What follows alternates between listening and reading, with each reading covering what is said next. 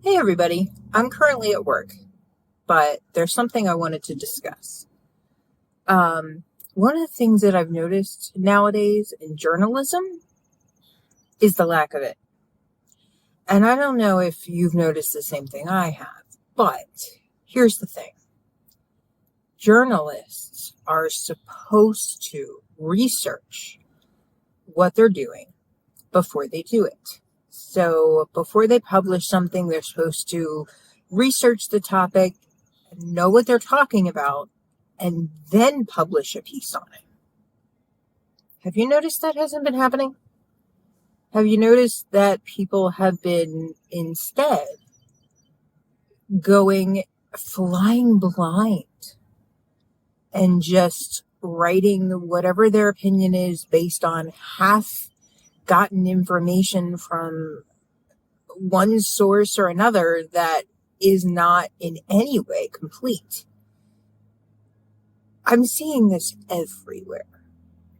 So in the journalists that have integrity, they've come out and have apologized and have course corrected and have explained that they should have waited, they should have researched, they should have looked into it more before they did a piece on it. But the vast majority of them are not doing that.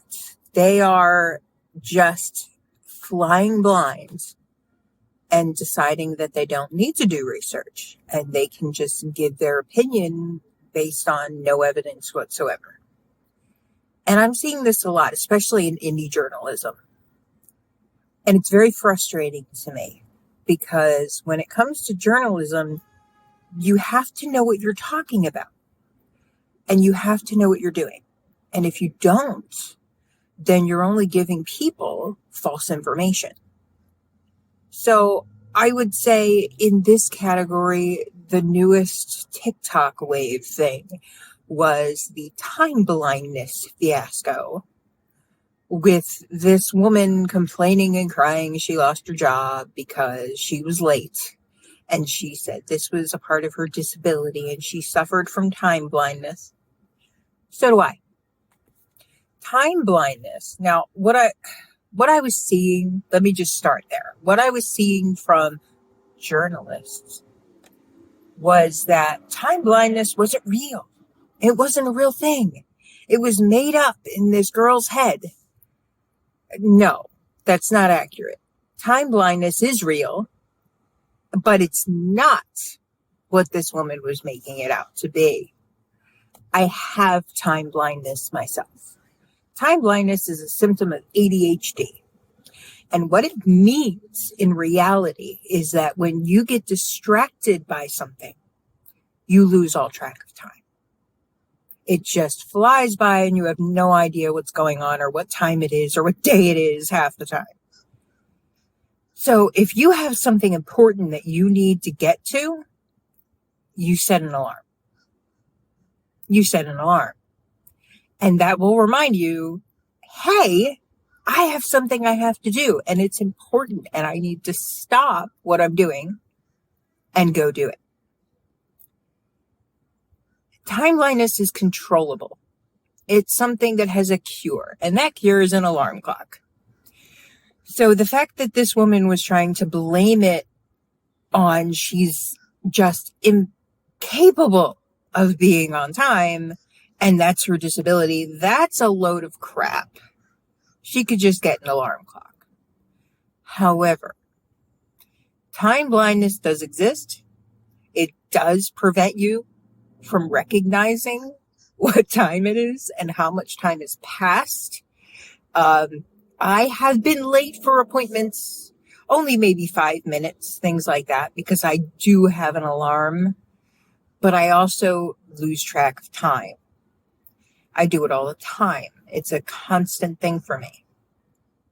And so you have to be able to recognize the difference between something you cannot control within your disability. And for ADHD, that would be the inability to focus, the inability to pay attention to certain things. And the things that are controllable, like your time blindness. that you can easily fix with an alarm. Then you have journalists. The thing that pissed me off so badly was the journalists when the Uhuru scandal came out. And not a single one of them, except for Due Dissidents, covered this properly.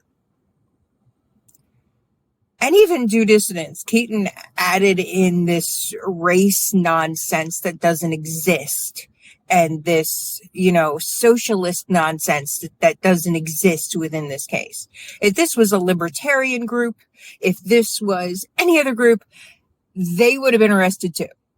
It doesn't matter that they are black, and it does not matter that they are socialist. And in reality, they're not socialists. They're thieves. And they've been doing this for decades, and it's on record. I mean, they have absolute droves of people that were affiliated with their organization and within their organization that were black themselves, that quit because they had all of their things stolen from them. This is the way that they were socialist. They took everybody's money and kept it for themselves and decided when everybody would get that money. So yeah, I guess they would be socialist, wouldn't they? Because the state owns everybody's stuff and gets to decide who gets what.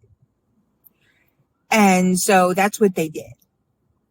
And most of the time it went to, guess who? Yeshitela, who used it for his own means.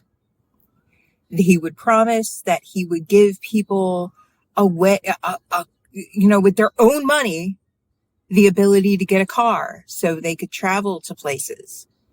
He'd make them walk in the rain and the heat. He would promise that he would make sure they were well fed. He didn't.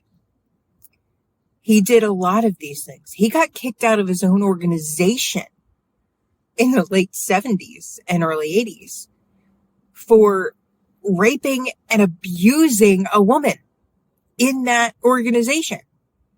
The black people within his organization kicked his ass out. Do you know how he got back in? He went to the white people, the allies, and they got him back in.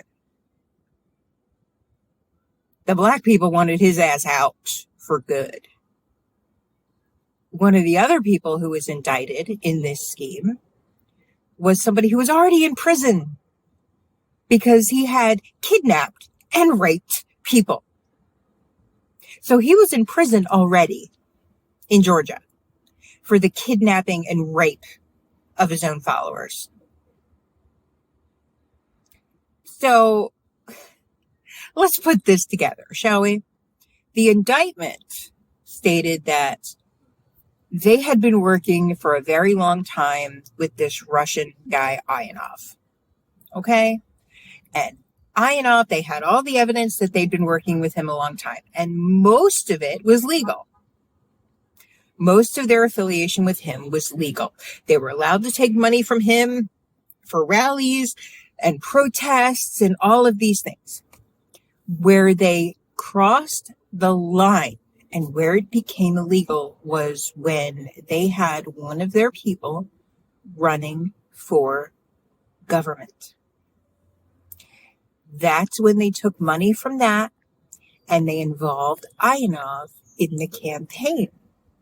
And they had evidence from Ivanov and Ivanov's computer and their computers that he had given money to that campaign and that he had been involved in that campaign. And he called it our campaign. He's a foreign national. That's illegal. You can't do that.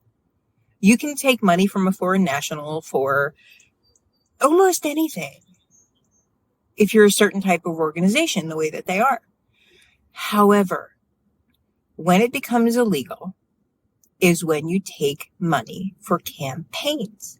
These were people that were already bad, horrible human beings that were known for stealing money, that were known for rape, for assault, These people were not good people.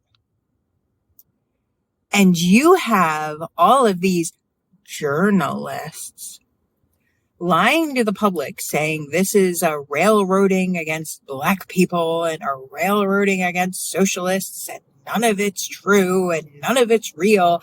And it's like, all of it is. All of it is real.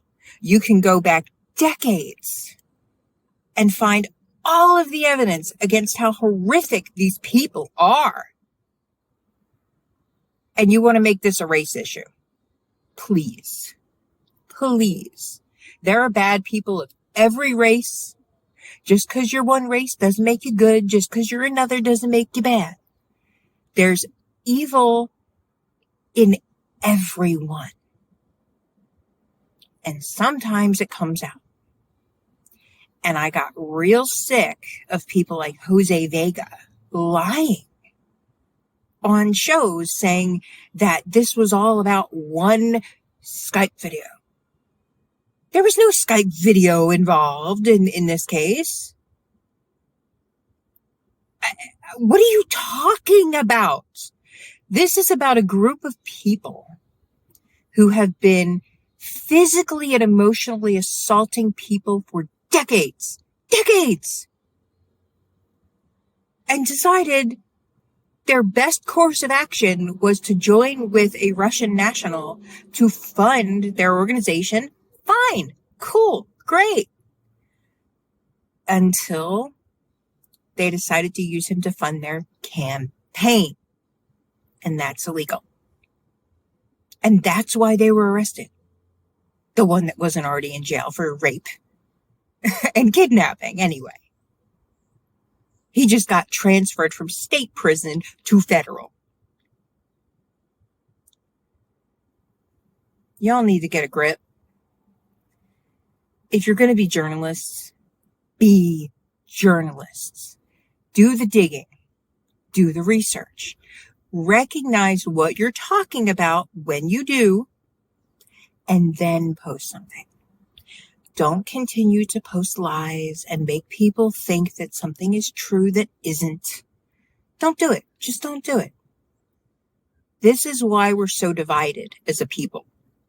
We're divided as a people because you have these journalists lying all the time to people and dividing the nation into black and white, left and right, all of these things that is unnecessary and ridiculous. And this is why we're at the point that we are now, because you have all of these people doing this damage and then claiming to be a victim. That's the problem. And it needs to stop.